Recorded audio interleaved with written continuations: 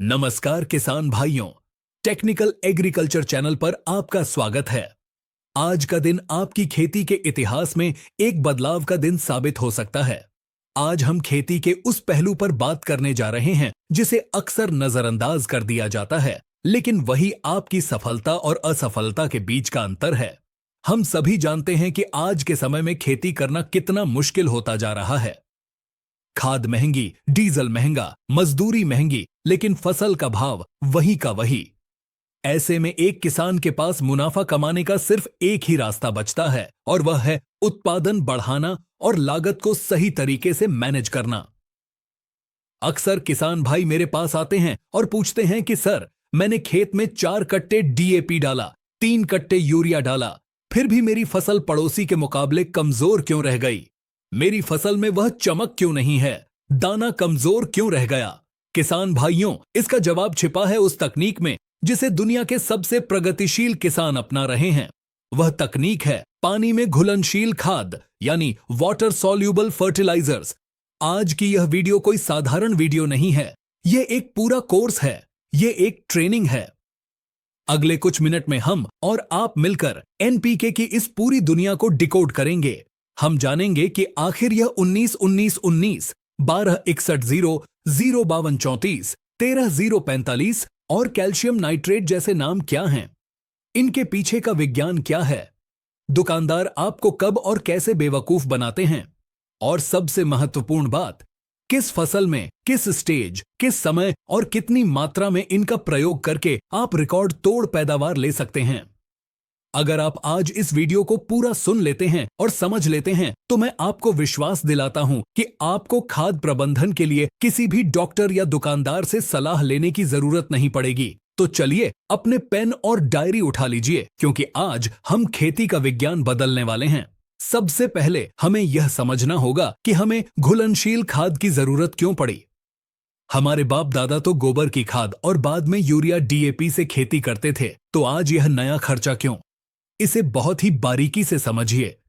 जब आप खेत में दानेदार डीएपी डालते हैं तो वह जमीन में जाता है। डीएपी के दाने को घुलने में समय लगता है। घुलने के बाद भी मिट्टी के कण फास्फोरस को जकड़ लेते हैं, जिसे हम फिक्सेशन कहते हैं। वैज्ञानिक तौर पर दानेदार डीएपी का केवल 30 से 35% हिस्सा ही पौधे को मिल पाता है। बाकी का 65% मिट्टी में पत्थर बनकर पड़ा रहता है, जो न पौधे को मिलता है और न ही मिट्टी को उपजाऊ रहने देता है। दूसरी तरफ पानी में घुलनशील खाद, जिसे हम एनपीके कहते हैं, वह 100% शुद्ध होती है। इसमें कोई फिलर मटेरियल नहीं होता। जैसे ही आप इसे पानी में मिलाते हैं, यह पूरी तरह गायब हो जाती है। जब आप इसे स्प्रे करते हैं तो यह पत्तियों के स्टोमेटा, यानी रंध्रों के जरिए सीधे पौधे के खून में मिल जाती है, और जब आप इसे ड्रिप से देते हैं तो यह सीधे जड़ के मुंह के पास पहुंचती है। इसका रिजल्ट 24 घंटे में दिखता है, जबकि दानेदार खाद का रिजल्ट दिखने में 15 से 20 दिन लग जाते हैं। आधुनिक खेती स्पीड का खेल है। अगर फसल में फल बन रहा है तो उसे खाना आज चाहिए, 15 दिन बाद नहीं। यहीं पर घुलनशील खादबाजी मार ले जाती है। एनपीके ग्रेड्स का विस्तृत विश्लेषण, यानी डिटेल्ड एनालिसिस ऑफ ग्रेड्स। अब हम एक एक करके हर ग्रेड का पोस्टमार्टम करेंगे। बाजार में बहुत सारे नंबर हैं, लेकिन काम के सिर्फ 5 या 6 हैं। चलिए गहराई से समझते हैं। पहला ग्रेड है एनपीके 19-19-19, द स्टार्टर। इसे समतुल्य खाद कहते हैं।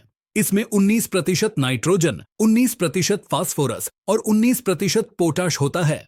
लेकिन क्या आप जानते हैं कि इसमें नाइट्रोजन किस रूप में होती है? इसमें नाइट्रोजन, एमाइड, नाइट्रेट और अमोनिकल तीनों रूपों में होती है।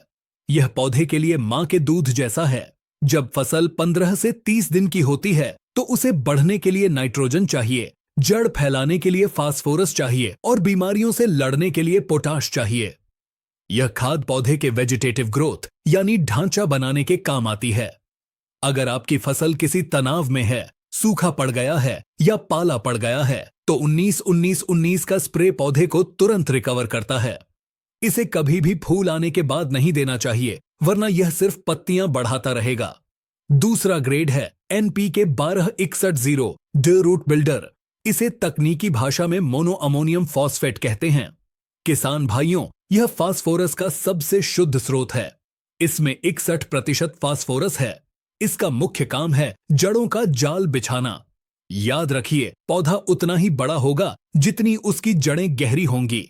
जब फसल 30 से 45 दिन की हो, यानी कल्ले फूट रहे हों या शाखाएं निकल रही हों, तब इसका प्रयोग अनिवार्य है। यह तने को मोटा करता है। आलू, प्याज, लहसुन जैसी कंद वाली फसलों में यह शुरुआती अवस्था में बहुत जरूरी है, क्योंकि यह कंद बनाने वाली जड़ों का विकास करता है। इसमें मौजूद 12% नाइट्रोजन अमोनिकल फॉर्म में होती है, जो धीरे धीरे पौधे को मिलती रहती है। तीसरा ग्रेड है NPK 05234, द फ्लावर बूस्टर। इसे मोनो पोटेशियम फॉस्फेट कहते हैं। यह खेती की दुनिया का गेम चेंजर है। इसका इस्तेमाल तब किया जाता है जब फसल अपनी किशोरावस्था से निकलकर वयस्क हो रही हो, यानी जब उसमें फूल आने वाले हों या कलियां बन रही हों। इस समय पौधे को नाइट्रोजन की बिल्कुल जरूरत नहीं होती। अगर इस समय नाइट्रोजन दिया तो पौधा मस्ती में बढ़ता रहेगा और फूल कम आएंगे। 05234 में 52% फास्फोरस और 34% पोटाश है। फास्फोरस फूलों की संख्या बढ़ाता है, फूलों को झड़ने से रोकता है, और पोटाश उन फूलों को फल में बदलने की ताकत देता है। अगर आप चाहते हैं कि आपके खेत में फूलों की बहार आ जाए, तो फूल दिखने से ठीक पहले इसका एक स्प्रे जरूर करें। चौथा ग्रेड है NPK 13045, द क्वालिटी किंग। इसे पोटेशियम नाइट्रेट कहते हैं। यह खाद फसल के आखिरी पड़ाव के लिए है, जब फल बन चुका है, दाना बन चुका है, लेकिन वह अभी हरा है और छोटा है। अब हमें पौधे की पत्तियों से कोई मतलब नहीं, हमें सारा खाना फल के अंदर भेजना है। यह काम 13045 करता है। इसमें मौजूद पोटाश एक ट्रांसपोर्टर का काम करता है। यह पत्तियों में बने हुए भोजन को खींचकर फल या दाने में भरता है। इससे फल का वजन बढ़ता है, चमक आती है, स्वाद बढ़ता है और दाना पिचकता नहीं है। गेहूं में जब बालियां निकल आएं और दूध भर रहा हो, उस समय 13045 का स्प्रे करने से 1000 दानों का वजन काफी बढ़ जाता है। पांचवां ग्रेड है 0050, यानी SOP, सल्फेट ऑफ पोटाश। कई किसान भाई 13045 और 0050 में कंफ्यूज रहते हैं। 0050 में सिर्फ पोटाश और सल्फर होता है, नाइट्रोजन नहीं होती। इसका इस्तेमाल उन फसलों में ज्यादा होता है जहां हमें शुगर यानी मिठास बढ़ानी हो, या फिर जहां पौधे को पकने के लिए सल्फर की जरूरत हो, जैसे तिलहन और प्याज, लहसुन। ये खाद फसल को पकने में मदद करती है और रंग को गहरा करती है। Calcium nitrate, the strength. ये NPK नहीं है, लेकिन इसके बिना चर्चा अधूरी है। इसे शक्तिमान खाद कह सकते हैं। यह पौधे की कोशिका भित्ति यानी सेल वॉल को मजबूत बनाता है। अगर आपके फल फट रहे हैं, टमाटर में क्रैकिंग आ रही है या तना कमजोर है, तो कैल्शियम नाइट्रेट का इस्तेमाल करें। लेकिन सावधानी यह है कि इसे किसी अन्य NPK के साथ कभी नहीं मिलाना चाहिए, जिस पर हम आगे विस्तार से बात करेंगे। फसल के अनुसार मास्टर शेड्यूल यानी क्रॉप स्पेसिफिक शेड्यूल्स। अब बात करते हैं प्रैक्टिकल की। थ्योरी तो बहुत हो गई, खेत में कब क्या डालना है। मैं आपको 2 प्रमुख फसलों का उदाहरण देकर समझाता हूं, जिसे आप बाकी फसलों पर भी लागू कर सकते हैं। उदाहरण 1, गेहूं और धान यानी अनाज वर्गीय फसलें। स्टेज 1, बुवाई के 25 से 30 दिन बाद। जब आप पहली सिंचाई करते हैं और कल्ले फूटने का समय होता है, इस समय हमें पौधे को उठाना है। यहां आप NPK 19-19-19 का स्प्रे करें। मात्रा रहेगी 1 किलोग्राम प्रति एकड़ 150 लीटर पानी में। अगर ड्रिप नहीं है तो स्प्रे सबसे बढ़िया है। स्टेज 2, बुवाई के 45 से 50 दिन बाद। यह गाभा अवस्था या तना बनने की अवस्था होती है। यहां हमें तने की मजबूती चाहिए ताकि फसल गिरे नहीं। यहां हम NPK 1261-0 का प्रयोग करेंगे। यह जड़ों को इतना मजबूत कर देगा कि आंधी में भी पौधा खड़ा रहेगा। स्टेज 3, बुवाई के 65 से 75 दिन बाद। झंडा पत्ती निकल चुकी है और बाली पेट में है। यह सबसे क्रिटिकल स्टेज है। यहां गलती से भी यूरिया न डालें। यहां स्प्रे करें NPK 05234 का। साथ में 20 ग्राम बोरोन प्रति टंकी मिला लें। बोरोन परागण यानी पोलिनेशन में मदद करेगा, जिससे एक भी दाना खाली नहीं रहेगा। स्टेज 4, बुवाई के 90 से 100 दिन बाद। बालियां निकल चुकी हैं और दूध भर रहा है। अब हमें वजन चाहिए। यहां एनपीके 13045 का स्प्रे करें। यह दानों को चमका देगा और आपका गेहूं मंडी में सबसे अलग दिखेगा। उदाहरण 2, सब्जियां जैसे टमाटर, मिर्च, बैंगन। सब्जियों का शेड्यूल थोड़ा अलग होता है क्योंकि इनमें फूल और फल साथ साथ चलते हैं। शुरुआत में 15 दिन पर 19-19-19 दें। जब पहले फूल दिखाई दें तो 12-61-0 दें। लेकिन जब तुड़ाई शुरू हो जाए तो आपको एक खास कॉम्बिनेशन बनाना होगा। हर दूसरी तुड़ाई के बाद आपको 13-0-45 और 12-61-0 को बदल बदल कर देना होगा। सब्जियों में कैल्शियम नाइट्रेट का बहुत बड़ा रोल है। हर 15 दिन में एक बार कैल्शियम नाइट्रेट और बोरोन जमीन से जरूर चलाएं, वरना टमाटर में ब्लॉसम एंड रॉट यानी पेंदी सड़ने की बीमारी आ सकती है। प्रयोग करने की सही विधि और तकनीक यानी एप्लीकेशन मेथोडोलॉजी। अब आते हैं सबसे तकनीकी हिस्से पर। अक्सर किसान कहते हैं कि सर हमने स्प्रे किया था लेकिन रिजल्ट नहीं आया या पत्ते जल गए। इसकी वजह है तरीका गलत होना। स्प्रे के लिए यानी फोलियर स्प्रे मात्रा का गोल्डन रूल याद रखें। 1 ग्राम प्रति 1 लीटर पानी छोटी फसल के लिए और 5 से 7 ग्राम प्रति 1 लीटर पानी बड़ी फसल के लिए। यानी अगर आप 1 एकड़ में 150 लीटर पानी लगा रहे हैं तो 1 किलो एनपीके का पैकेट पर्याप्त है। कभी भी पानी कम न करें। अगर आप 100 लीटर पानी में 1 किलो खाद मिला देंगे तो घोल गाढ़ा हो जाएगा और पत्तियों के किनारे जल जाएंगे। इसे सॉल्ट इंजरी कहते हैं। हमेशा स्टिकर या चिपकू का इस्तेमाल करें। सिलिकॉन बेस्ड स्टिकर सबसे अच्छे होते हैं। यह खाद को पत्ती पर फैला देते हैं और उसे जल्दी सोखने में मदद करते हैं। स्प्रे का समय बहुत महत्वपूर्ण है। सुबह 10 बजे से पहले या शाम को 4 बजे के बाद ही स्प्रे करें। दोपहर की धूप में रंध्र यानी स्टोमेटा बंद होते हैं। स्प्रे करने का कोई फायदा नहीं होगा और उल्टा नुकसान हो सकता है। ड्रिप इरिगेशन के लिए यानी फर्टिगेशन, ड्रिप में खाद देने का अलग विज्ञान है। यहां हम खाद को सीधे जड़ क्षेत्र में पहुंचाते हैं। ड्रिप में मात्रा स्प्रे से 3 गुनी होती है, यानी 3 से 4 किलो प्रति एकड़। लेकिन इसे एक साथ न दें, इसे किश्तों में दें। अगर आपको 5 किलो देना है तो 1-1 किलो करके 5 दिन दें। इससे पौधे को रोज खाना मिलेगा और वह ज्यादा स्वस्थ रहेगा। इसे स्प्लिट डोज कहते हैं। ड्रिप चलाने से पहले 10 मिनट सादा पानी चलाएं, फिर खाद वाला पानी चलाएं और अंत में 10 मिनट फिर सादा पानी चलाएं ताकि पाइपों में खाद न जमी रहे, वरना पाइप ब्लॉक हो सकते हैं। मिक्सिंग और सावधानी, खतरे की घंटी यानी कंपैटिबिलिटी एंड प्रिकॉशंस ऑन। यह वीडियो का सबसे सीरियस पार्ट है। यहां की गई एक गलती आपकी पूरी मेहनत पर पानी फेर सकती है।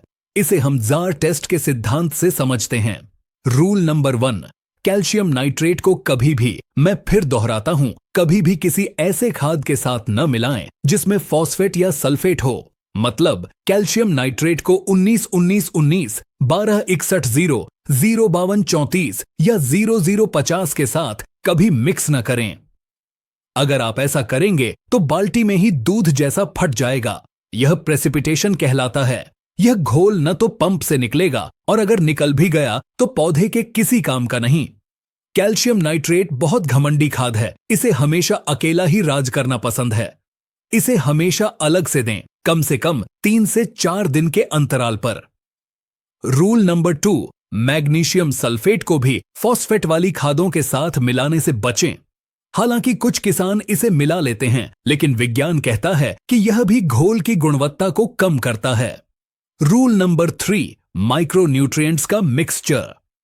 एनपीके के साथ आप चिलेटेड माइक्रोन्यूट्रिएंट्स जिसमें जिंक, आयरन, कॉपर आदि होते हैं आसानी से मिला सकते हैं। यह बहुत अच्छा रिजल्ट देता है, लेकिन ध्यान रहे वह चिलेटेड यानी EDTA फॉर्म में होने चाहिए। अगर आप सादा जिंक सल्फेट 33% या 21% को 0-52-34 के साथ मिलाएंगे तो रिएक्शन हो जाएगा।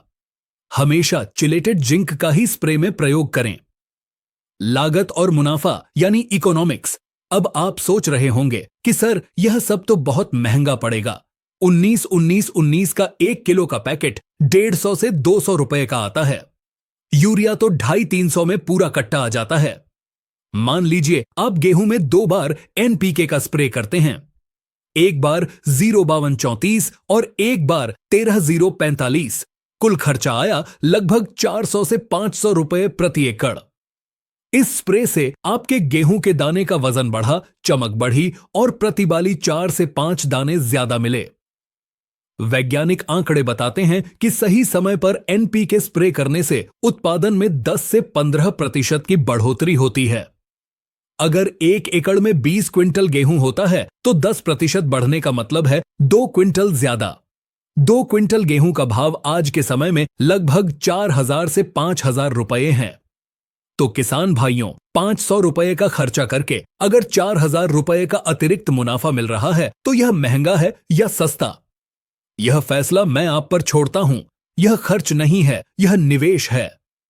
असली और नकली की पहचान यानी क्वालिटी चेक बाजार में आजकल बहुत फर्जीवाड़ा चल रहा है। नमक में रंग मिलाकर एनपीके के नाम पर बेचा जा रहा है। असली खाद की पहचान कैसे करें? पहला तरीका, असली वाटर सॉल्युबल खाद को जब आप हाथ में लेकर मुट्ठी भींचते हैं तो वह गीला महसूस नहीं होता, वह भुरभुरा रहता है। दूसरा तरीका, एक गिलास पानी लें और उसमें 1 चम्मच खाद डालें। असली एनपीके बिना हिलाए भी 30 सेकंड से 1 मिनट के अंदर अपने आप घुलने लगेगा। अगर नीचे रेत या कंकड़ बच रहे हैं या बहुत देर तक हिलाने पर भी नहीं घुल रहा तो समझिए माल नकली है। तीसरा तरीका, हमेशा ब्रांडेड कंपनी का ही माल खरीदें और पक्का बिल लें। सस्ते के चक्कर में 50 रुपए बचाने के लिए अपनी हजारों की फसल दांव पर न लगाएं। अब मैं उन सवालों के जवाब दूंगा जो अक्सर आप कमेंट बॉक्स में पूछते हैं। सवाल 1, क्या हम कीटनाशक यानी इंसेक्टिसाइड या फफूंदनाशक यानी फंगिसाइड के साथ एनपीके मिला सकते हैं? जवाब, हां, ज्यादातर कीटनाशकों के साथ एनपीके मिलाया जा सकता है, लेकिन कॉपर ऑक्सीक्लोराइड या सल्फर बेस वाले फंगिसाइड के साथ मिलाने से बचें। सबसे अच्छा तरीका यह है कि एक छोटे गिलास में दोनों को मिलाकर 5 मिनट रखें। अगर घोल फटता नहीं है, गर्म नहीं होता है तो आप मिला सकते हैं। सवाल 2, क्या एक्सपायरी डेट के बाद खाद इस्तेमाल कर सकते हैं? जवाब, घुलनशील खाद अगर हवा न लगे तो सालों साल खराब नहीं होती, लेकिन अगर उसमें नमी आ गई है और वह पत्थर बन गई है तो उसका असर कम हो सकता है। कोशिश करें कि ताजा माल ही प्रयोग करें। सवाल 3, क्या हम यूरिया का घोल बनाकर स्प्रे कर सकते हैं? जवाब, बिल्कुल कर सकते हैं।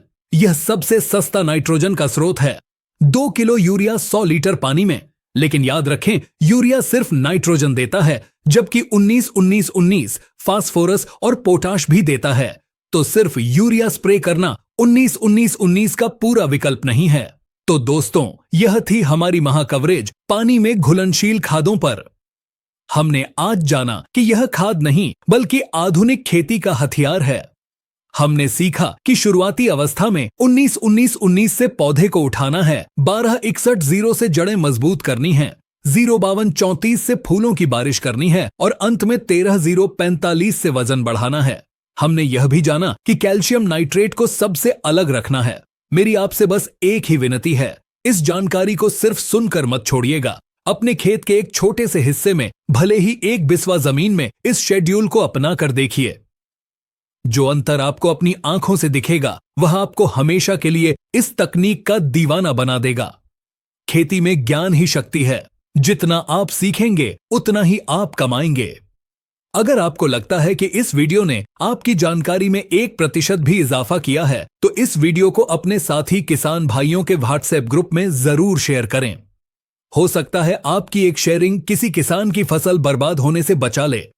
अगर आपके मन में अभी भी कोई सवाल है, कोई फसल छूट गई है जिसके बारे में आप पूछना चाहते हैं, तो कमेंट बॉक्स आपका इंतजार कर रहा है। लिखिए अपना सवाल, हम जवाब देंगे। टेक्निकल एग्रीकल्चर परिवार से जुड़ने के लिए और ऐसी ही शानदार ज्ञानवर्धक वीडियो देखने के लिए चैनल को सब्सक्राइब जरूर करें और वह घंटी वाला बटन दबा दें ताकि अगली वीडियो सबसे पहले आप तक पहुंचे। अगली वीडियो में हम बात करेंगे माइक्रो न्यूट्रिएंट्स की दुनिया के बारे में। इस प्रकार की जानकारी हम फेसबुक और इंस्टाग्राम पर भी साझा करते हैं, वहां भी हमें जरूर फॉलो करें, लिंक नीचे दिया गया है। दवाई हमेशा कृषि विशेषज्ञ की सलाह से लें, अंदाजे से खेती करना नुकसानदेह है। तब तक के लिए खेत में डटे रहिए, क्योंकि किसान जीतेगा तभी देश जीतेगा। धन्यवाद।